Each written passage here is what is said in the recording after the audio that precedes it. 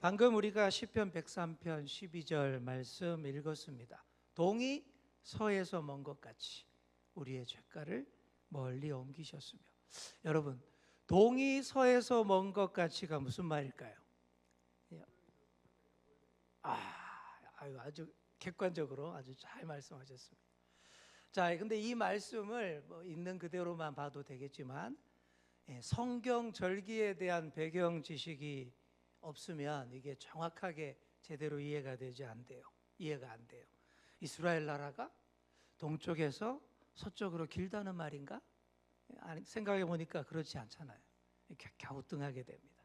자, 이 구절은 대속죄일과 관련된 그런 말씀입니다. 무슨 절기요? 대속죄일.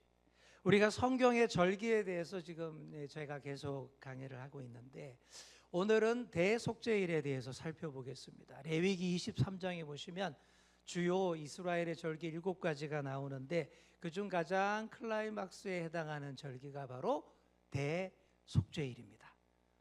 뭐 하는 날일까요? 말 그대로, 제목 그대로 속죄, 죄를 속죄하는 날이. 그런데 앞에 뭐가 붙었어요?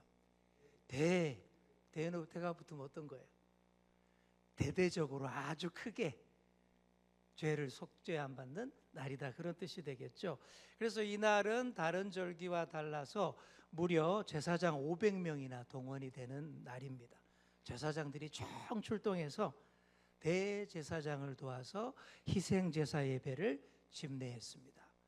그렇게 규모가 크고 이스라엘 민족 모두의 죄의 문제를 다 함께 속죄하고 죄를 씻고 회개하고 죄사함 받는 날, 그게 바로 대속죄일입니다. 대속죄일은 유대 달력으로 7번째 달 10일입니다. 그러니까 현재의 우리 달력으로 하면요 10월경입니다. 10월경. 이스라엘은 유대인들은 7이라는 숫자를 신성시해서 그들의 7번째 달을 새해의 첫 달, 신년의 시작으로 그렇게 정한다라고 말씀드렸죠. 그래서 신년 첫 달, 첫날인 7월 1일을 나팔절이라고 하고 열흘이 지난 7월 10일이 대속죄일, 우리 달력으로 치면 10월 중순경에 해당하는 그때입니다. 이날 날을 잡아서 대대적으로 온 백성이 모여서 예배하고 죄의 문제 해결받는 거예요. 하나님 앞에서 회개하고 예배하는 거예요. 그러니 대제사장과 제사장들이 이날 얼마나 긴장을 많이 하는지 모릅니다.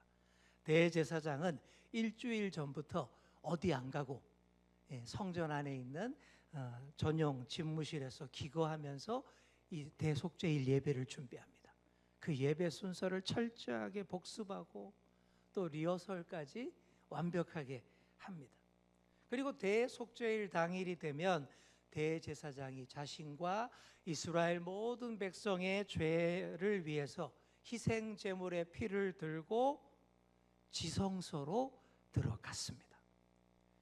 이동식 성전이었던 성막이든 제대로 된 성전이든 항상 성소와 지성소가 있었지 않습니까? 이 지성소 안에 1년에 딱 하루, 딱 한 사람만 들어가는데 그게 바로 대속죄일 날 대제사장이 들어가는 그 행사였던 것이죠.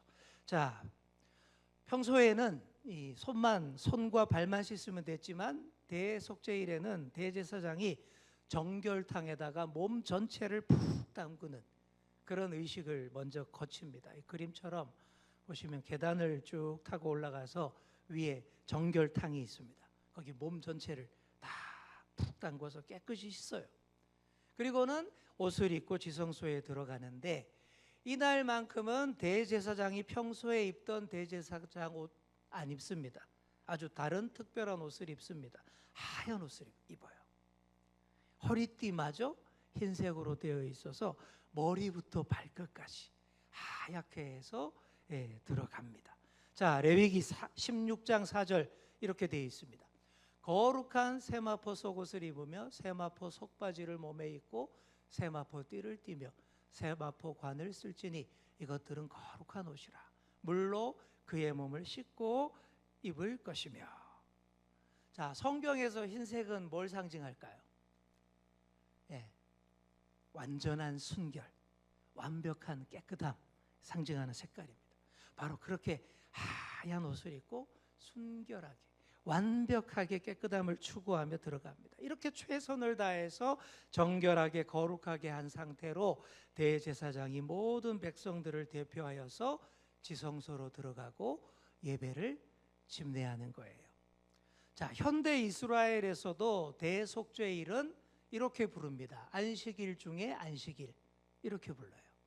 여러분, 그냥 안식일이라고 해도 아주 거룩하게 구별하게 지키는 날이지 않습니까? 그런데 안식일 중에 안식일이라고 하면 얼마나 대단한 날로 지키겠습니까? 진짜 가장 거룩한 날로 지켜요. 자, 대속죄일을 히브리어로 여러분 들어보셨을 거예요. 한번 따라해 볼까요? 욤 키푸르. 예, 좀 낯선 발음이죠. 욤 키푸르 들어보셨나요? 예, 날을 히브리어로 욤이라고 하고 속죄일을 키푸르라고 하는데, 자, 욤 키푸르, 이게 대속죄일 히브리어 이렇게 쓰고 있습니다. 자, 그래서 제4차 중동 전쟁이 그날 일어난 거예요. 1973년 10월 대속죄일 날 이스라엘 사람들은 그날에 아무것도 안 하고 대속죄 제사 예배만 드리는 줄 알고 주변의 나라들 시리아와 이집트 군대가 기습적으로 공격했습니다. 이게 제4차 중동전쟁이고, 그래서 4차 중동전쟁을 대속죄일에 발발했다라고 해서 욤 키푸르 전쟁이라고 했던 거죠. 거룩한 날 예배드리다가 갑자기 기습을 당하면 얼마나 당황스럽겠습니까? 우리도 6.25 전쟁 언제 일어났어요? 1950년 6월 25일이 그날이 무슨 요일? 일요일 새벽 4시에 일어났습니다. 그러니까 얼마나 이게 이렇게 기습을 한단 말이죠. 나라가 그때 이스라엘이 1973년에 대속죄일 날 예배드리다가 나라가 망할 뻔했어요. 갑자기 쳐들어오니까 아무 준비가 없는데, 그때 놀랍게도 전쟁 영웅 한 사람이 딱 등장해서 나라를 구하죠. 제가 몇 년 전에 주일 예배 때 설교한 적 있는 내용입니다. 츠비카 그린골드라는 20대 중반의 이스라엘 젊은 장교가 단 4대의 탱크로 수천 대의 시리아 탱크를 막아냅니다. 대단하죠. 이게 아주 교묘하게 위장을 하면서 동해 번쩍 서해 번쩍 탱크를 몰면서 이렇게 대응을 하니까 뭐 굉장히 많은 탱크 부대가 온 줄 알고 시리아 군대가 진격을 못한 거예요. 그래서 시간을 벌어서 4차 중동 전쟁을 이스라엘이 이길 수 있었고, 이 젊은 청년 장교가 이스라엘의 영웅이 되는 그런 놀라운 얘기, 그런 참 대단하죠. 자, 어쨌든 욤 키푸르 대속죄일은 현대 이스라엘 국가도 대대적으로 지킵니다. 이 날이 되면 아예 차량 운행까지 금지하는 마을이 많습니다. 아예 마을 입구에다가 바리케이트를 딱 쳐버려요. 응급 환자를 실어 나르는 앰뷸런스만 다닐 수 있게 하고 모든 차량이 운행을 중지하게 합니다. 그래서 이날은요, 아이들이 도로에서 자전거 타는 날이 돼버렸습니다. 사진 보시죠. 대속죄일 날 애들이 집집마다 다 자전거 끌고 대로로 나와서 이렇게 야 신난다, 차도 안 다니고 이런 날이 아주 진풍경이 벌어지고 있습니다. 자, 현대 이스라엘 국가에는 세속적인 유대인들도 많아요. 아주 경건한 유대인, 정통 유대인만 있는 게 아닙니다. 세속적인 유대인, 별로 안 거룩하게 살고 별로 안 종교적으로 살고 그런 사람들 많이 있습니다. 그런데도 대속죄일만 되면은 세속적인 유대인들도 거룩하게 지킵니다. 모처럼 회당에 나가서 회개 기도를 드립니다. 그리고 24시간 금식 기도에 동참하기도 합니다. 여러분, 우리도 그렇잖아요. 그렇죠? 교인이라고 하지만 매주일 열심히 나오는 교인들도 많지만 부활절, 성탄절만 딱 나오는 그런 교인들도 있지 않습니까? 유대인 중에도 그런 분들이 많은 거예요. 1년 내내 회당에 한 번 안 나가던 유대인인데, 그런데 대속죄일만큼은 지킨다라는 거예요. 그만큼 대속죄일이 중요한 명절인 것입니다. 대속죄일에는 다 같이 마음을 모아서 금식을 했습니다. 하나님께서 지정하신 공식적인 금식하는 날이 바로 대속죄일이에요. 그래서 금식하는 날 이러면 이스라엘 사람들은 대속죄일 말하는구나, 그렇게 다 압니다. 여러분, 금식 그 유익은 많잖아요. 배고픈 고통 가운데서 나 자신을 깊이 들여다보잖아요. 그리고 회개하고 속죄하고 하나님께로 더 가까이 나아가는 계기가 되지 않습니까? 유대인들이 바로 대속죄일에 그렇게 24시간 금식을 하면서 모처럼 자신을 돌아보는 시간을 가지는 날, 그런 날인 것입니다. 자, 이런 대속죄일에 드리는 제사 의식 가운데 가장 중요하고 가장 핵심적이고 독특한 것이 2마리 염소를 준비해서 죄를 속죄하는 의식을 행하는 것입니다. 자, 그래서 대속죄일 희생 제사를 위해서 미리 제물을 준비합니다. 같은 날 같은 돈을 주고 비슷한 크기의 염소 2마리를 구입해요. 그리고는 그 염소 2마리를 성전의 제단 옆으로 끌고 옵니다. 그러면 그림과 같이 대제사장이 항아리에 손을 넣어서 제비 뽑기를 합니다. 위에 좀 보면 손 번쩍 들고 있는 작은 항아리 보이죠? 저 안에 제비가 2개 들어있어요. 하나는 여호와를 위하여 이렇게 써 있고, 하나는 아사셀을 위하여 이렇게 적혀 있습니다. 이 2개의 제비를 딱 뽑아서 앞에 있는 똑같은 2마리 염소 중에 한 마리는 여호와를 위한 염소로 삼고 한 마리는 아사셀을 위한 염소로 결정을 하는 거예요. 자, 아사셀이라는 건 참 낯설 거예요. 아사셀이라는 것은 옛날 유대인들이 믿었던 광야에 산다는 악귀, 마귀를 뜻하는 게 아사셀입니다. 자, 이렇게 제비 뽑기로 각각의 염소가 딱 정해지면 아사셀 염소는 뿔에다가 빨간 천을 묶고 여호와를 위한 염소는 목에다가 빨간 천을 묶습니다. 이렇게 왜냐? 안 헷갈리게 하려고. 섞이면 안 되잖아요. 딱 구별을 해서 야, 요 놈은 여호와를 위한 염소, 요 놈은 아사셀을 위한 염소, 구분을 합니다. 그리고 2 염소의 운명이 갈립니다. 레위기 말씀에 이렇게 되어 있어요. 아론은 여호와를 위하여 제비 뽑은 염소를 속죄제로 드리고, 자, 여호와를 위하여 제비 뽑은 염소는 뭐로 드린다고요? 속죄제로 드리고, 아사셀을 위하여 제비 뽑은 염소는 산채로 여호와 앞에 두었다가 그것으로 속죄하고 아사셀을 위하여 어떻게 해요?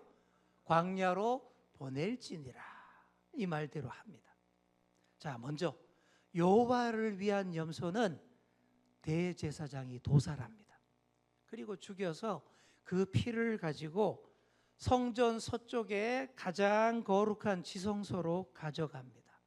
여러분, 지성소 안에 뭐가 있죠?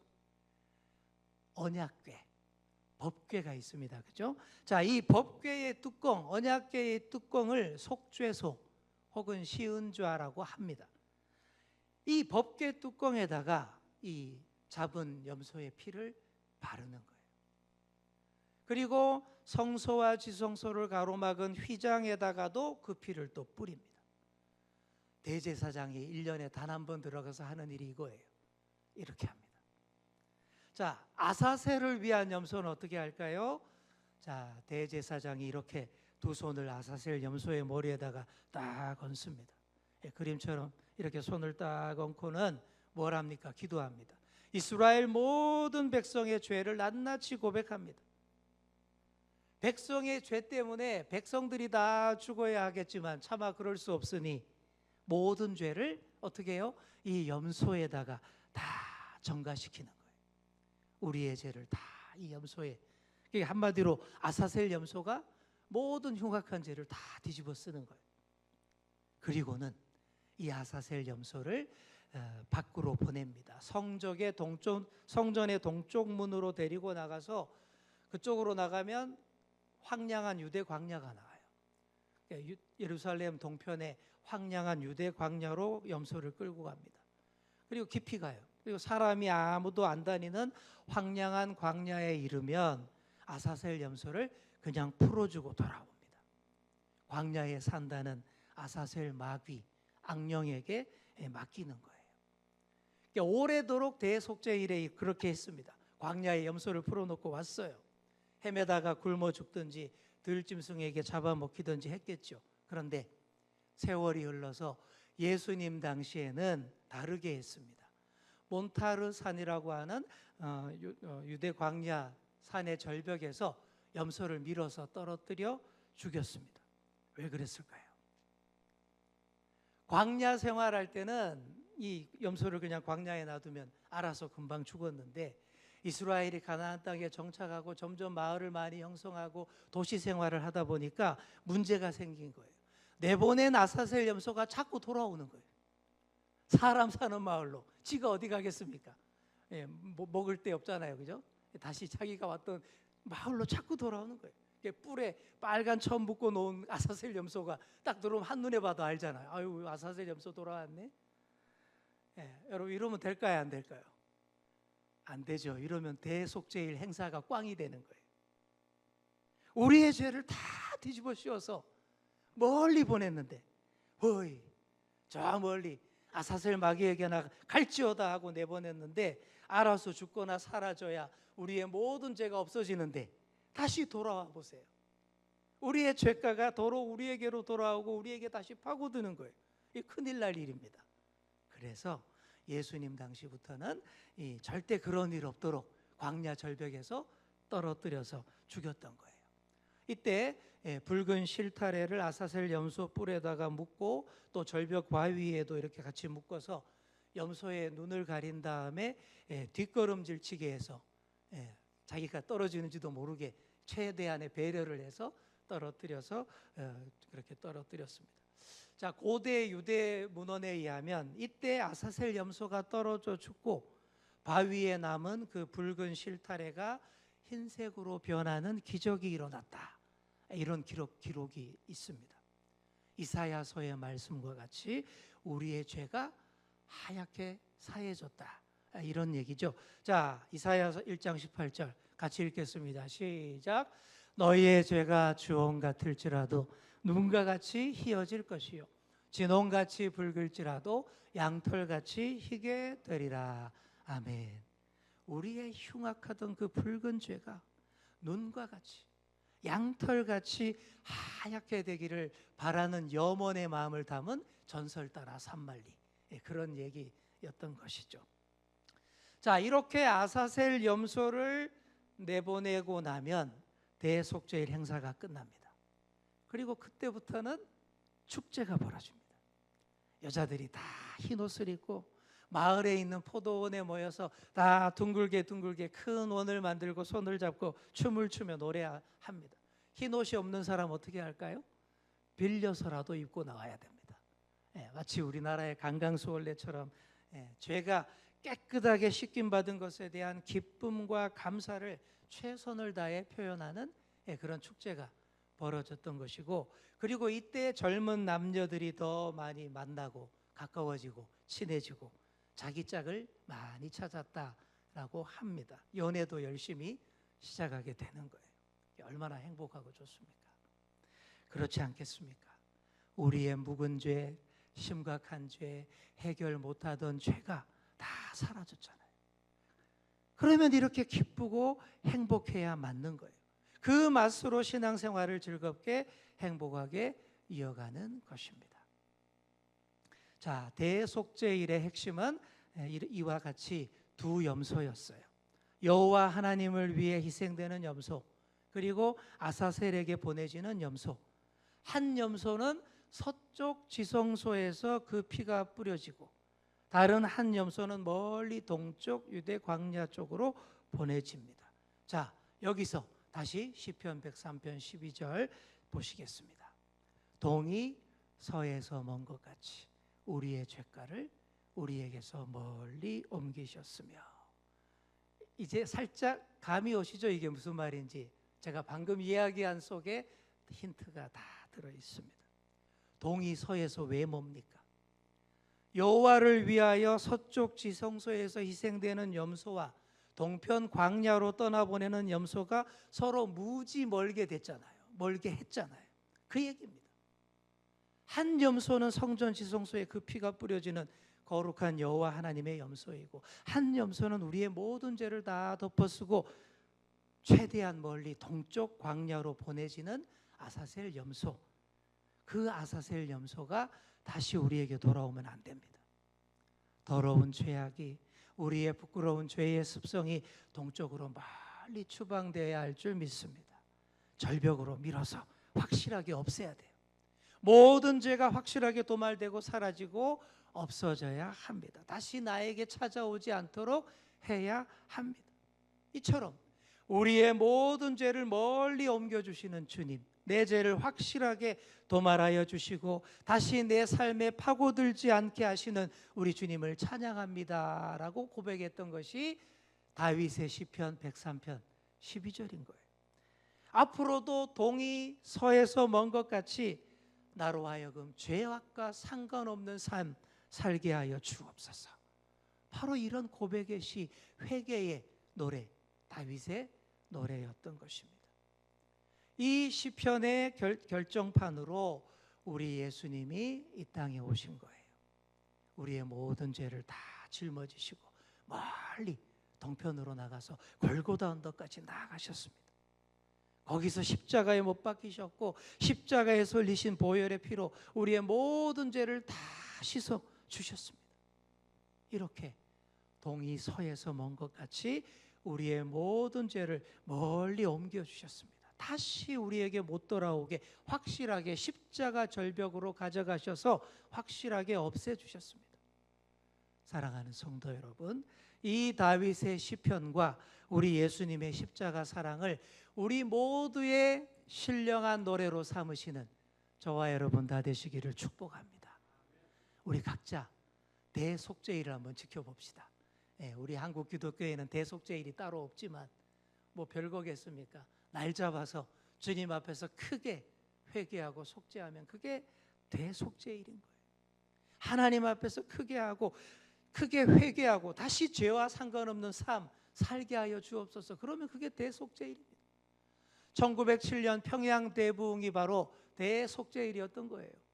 평양 장대연교회에서 그 추운 1월 1일부터 모여서 하나같이 자신의 모든 죄를 속속들이 드러내고 하나하나 회개하는 데서 큰 부흥의 불길이 타올랐습니다. 동이 서에서 먼 것 같이 우리의 죄를 도말해 달라고 우리 믿음의 선배들이 진심을 다해 차가운 마룻바닥에 무릎 꿇고 떼굴떼굴 구르면서 진심으로 엎드려 기도할 때에 모두가 참 속죄의 은혜를 입었습니다. 그날부터 통성기도가 시작이 되었고 한국교회의 새벽기도가 시작되었습니다. 바른 금식의 삶이 이어졌고 양심적인 사회 정화운동이 평양 시내 곳곳을 다 정화시켰습니다. 100만 명 구령운동을 힘차게 진행할 수 있게 되었습니다. 이렇게 대속죄일의 의미를 오늘에 되살려서 주님 앞에 흰옷 입고 더 가까이 나아가는 저와 여러분 다 될 수 있기를 간절히 축복합니다.